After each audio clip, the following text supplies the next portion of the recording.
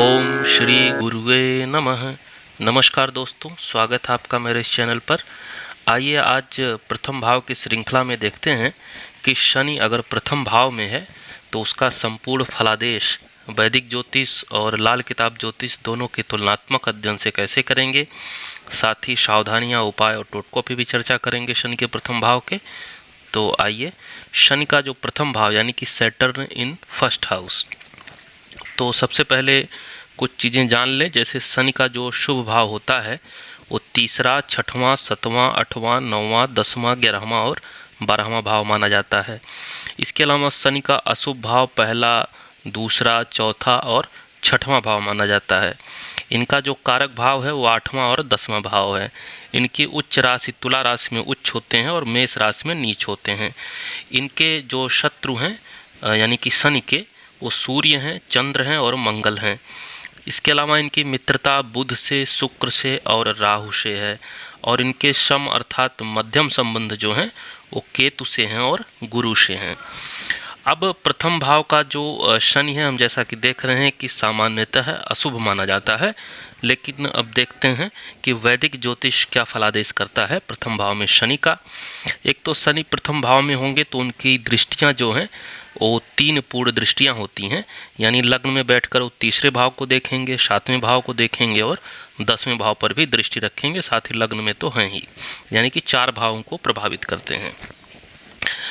वैदिक ज्योतिष का जो फल है, लग्नगत शनि रहने से जातक जो है साधारणतः किंचित दुबला होगा, व्रण होगा, चर्म रोग यानी खुजली वगैरह हो सकती है और वात रोग से पीड़ित होगा, कफ प्रकृति वाला होगा, बाल्यावस्था में प्रायः रुग्ण ही होगा यानी दुबला पतला और बीमार रहने वाला, सर्वदा चिंतित होगा, कामी, मूर्ख, दरिद्र, मलिन, अस्पष्ट वक्ता तथा राजा से पीड़ित होता है यानी राजा से इनकी पटती नहीं। राजा सूर्य हैं।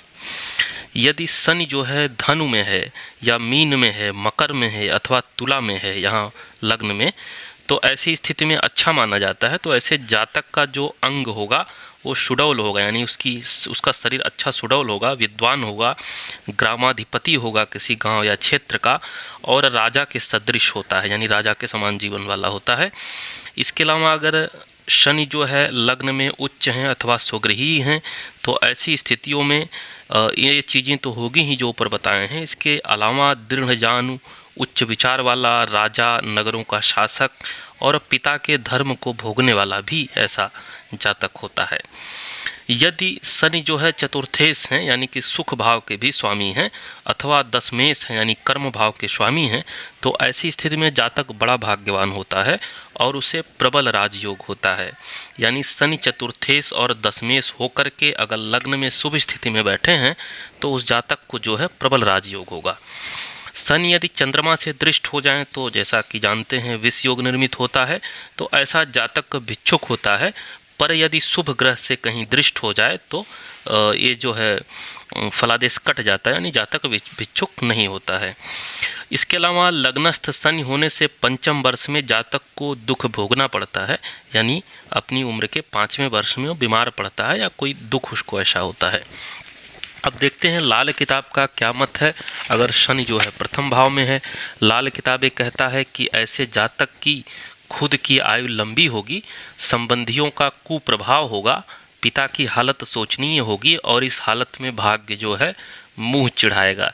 यानी उसकी स्वयं की आयु तो लंबी होगी लेकिन संबंधियों से उसके संबंध अच्छे नहीं होंगे, पिता की जो दशा है वो भी ठीक नहीं होगी और भाग्य भी उसका कहीं न कहीं सपोर्ट नहीं करेगा।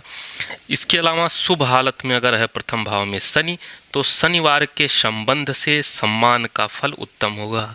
यानी कि शनिवार के दिन उसको कोई अच्छी खबर मिलती रहेगी या शनिवार के दिन उसका कोई काम बनता रहेगा, उसका सम्मान बढ़ता रहेगा।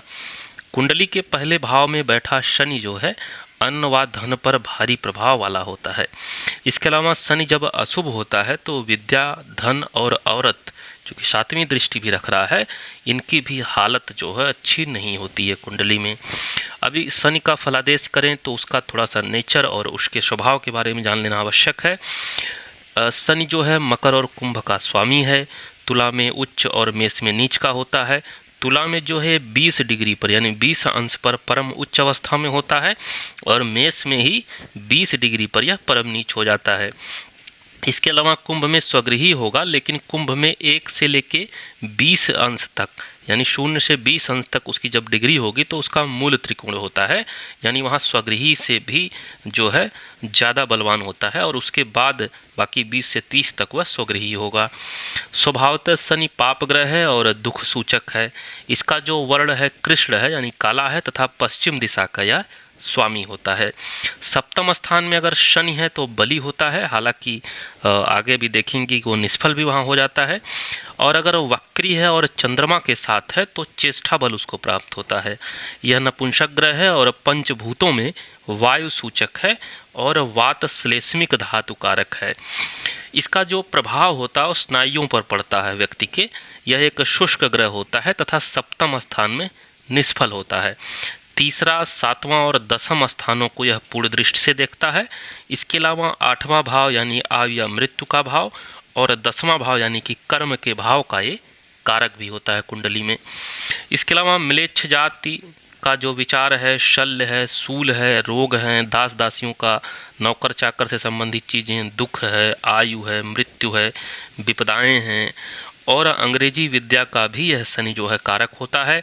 जिस जातक का जन्म समय अगर रात्रि में होता है उसके लिए शनि जो है मातृ एवं पितृ कारक भी होता है, यानी मातृ संबंधित चीज़ों और पितृ संबंधित चीज़ों को भी प्रभावित करता है, उसका भी विचार करते हैं। यह जो है गंगा नदी से लेकर के उत्तर हिमालय पर्यंत जो उनके बीच में जगहें हैं या क्षेत्र हैं या देश हैं उनका अधिपति है। अब देखते हैं शनि प्रथम भाव में है, तुमको क्या सावधानियां रखनी चाहिए, उपाय क्या करने चाहिए और टोटके क्या रखने चाहिए। अगर शनि आपकी कुंडली में प्रथम भाव में है और अशुभ है तो किसी से भी उधार ना लें कभी। इसके अलावा धन वृद्धि चाहते हैं तो बंदर पालें, या बंदर पालना संभव नहीं है तो उसकी सेवा करें, यानी कहीं भी आपको बंदर मिले तो उसको भोजन इत्यादि दें। किसी से भी ईर्ष्या यानी नफरत ना रखें। इसके अलावा मांस मदिरा का सेवन ना करें। तवा, चिमटा व अंगीठी जो है वो किसी गरीब व्यक्ति को दान दें, खासकर मजदूर को या नौकर चाकर को, तो शनि अत्यधिक प्रसन्न होते हैं। इसके अलावा वीरान जंगल पर भूमि के नीचे कहीं जा कर के शूरमा दबा दें, थोड़ी सी मिट्टी खोद के अंदर, तो भी शनि का जो ये टोटका है काम करता है। इसके अलावा बरगद के वृक्ष की जड़ जो होती है उसमें दूध चढ़ाकर और गीली मिट्टी का तिलक लगाते हैं, तो ऐसी स्थिति में अगर आपके विद्या यानी कि पढ़ाई लिखाई में कोई शनि बाधा पैदा कर रहे हैं या कोई रोग लगातार बना हुआ है तो इनमें आपको अवश्य फायदा होगा। अब हम अगली वीडियो में जानेंगे कि शनि तक हमने जान लिया है, सूर्य से लेकर शनि तक इस श्रृंखला में। अब राहु और केतु का भी अगली वीडियोज़ में जानेंगे। तब तक के लिए धन्यवाद, नमस्कार।